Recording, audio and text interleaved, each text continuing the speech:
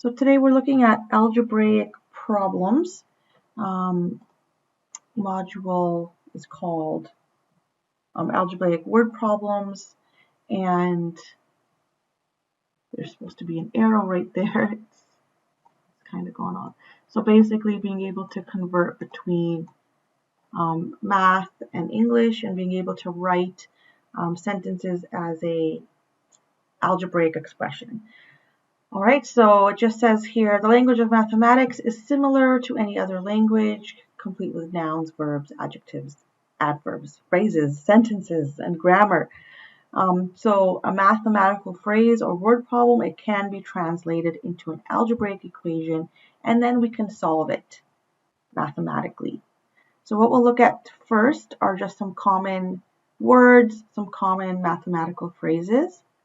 So for example, for addition, you may see words like plus, add, increase, greater than, larger, augment. For subtraction, you'll see words like subtract, minus, negative, decrease, less than, reduce, diminish.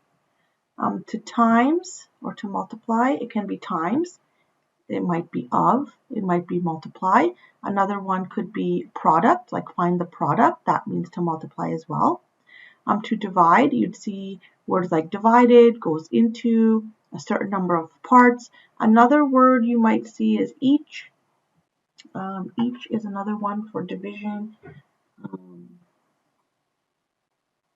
Another one for here was product. All right, equals to, the symbol here. English equivalent, equal to, is, results in, gives you, makes. Any type of letter, it's a variable. It can represent anything, really. It could be a number, an age, a quantity, a mass, volume, a certain amount, right? Because it's a variable, it can represent anything. When you see now expressions like this, 8y, remember, anytime you have a number and a letter together like that, it means multiplication. So it's 8 times y, or a number times 8, or 8 times a number. Another expression here, just for an example, x plus 2, a number is increased by 2, or 2 larger than a number. D minus 4, okay, don't get this mixed up with like 4 minus d, it's two totally different things.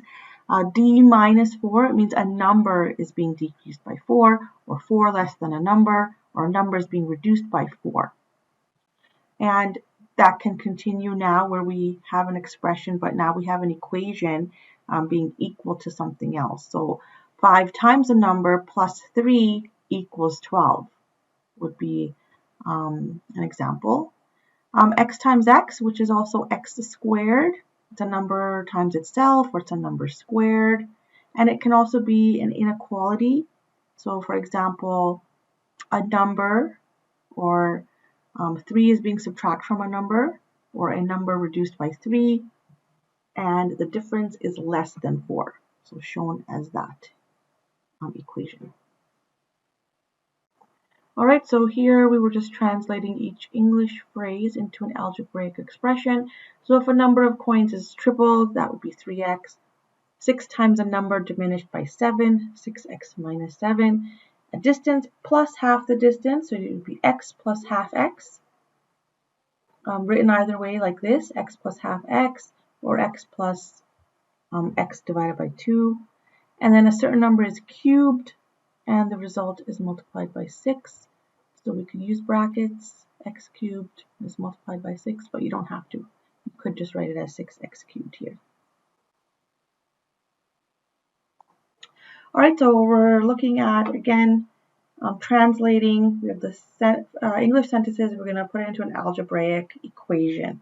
So 6 less than twice a number is less than 36. So we know here is, like, that would be the equal sign. Next, it's 6 less than twice a number. All right, so it's 6 less than twice a number. So you have to write it like this, 2x minus 6. That gives us 6 less than twice a number, okay, because we have a minus 6 from the 2x. And then we have is less than 36. So we have to use our less than sign like this and show it's less than 36. So that's what the first one would look like. The next one we have when a certain number is subtracted from 98, the result is 52. So subtraction question, again, it really matters which way you put the variables and numbers. So here, when a certain number is subtracted from 98, so we have 98, and a certain number is subtracted from it. So that's the number we don't know. The result is 52, so it equals 52. So that's what the second one would look like. So the sum of three consecutive numbers is 12. So your first number would just be x. Then your next one would be the x plus 1. The next number would be x plus 2. And then it's equal to 12. All right, and then you can rewrite this like we saw when we were doing polynomials. It would just be x plus 1 plus x plus 2 equals 12. Equals 12. All right, so that is how we would write out questions involving consecutive numbers. Our last one here, we get 24 when we subtract 38 times a number from 26 times a number. The only thing that's not clear in this question is that it's the same number, so you would use the same variable. All right, so we know we get 24, so that's our answer. And how do we get that? We subtract 38 times a number from 26 times a number. So 26x minus 38x is equal to 24.